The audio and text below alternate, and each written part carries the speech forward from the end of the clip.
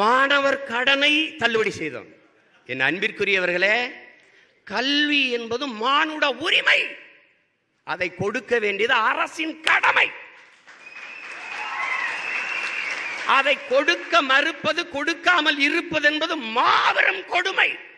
அதை போராடி நாம் பெறாமல் இருப்பது அறிவிழந்த மடமை என்பதை அருமை தமிழ் சமூக தம்பிதங்கைகள் புரிந்து கொள்ளணும். கல்வி மாணவனுக்கு கொடுக்கணும், அறிவை வளர்க்கிற கல்வி கொடுக்கணும். அதுக்கு தான் அரசு. அதை கொடுக்காம கடன் வாங்கி படிக்கிற நிலைமைக்கு அவனை தள்ளிட்டு கடனை அப்புறம் தள்ளுறது.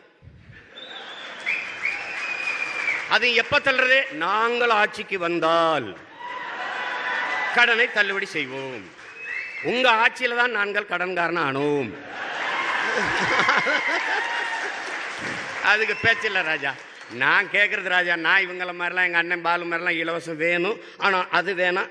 என் தம்பி சுசி சொன்னான் பாருங்க, அது இருந்தால் அது இலவசத்தை ஒழிப்போம்.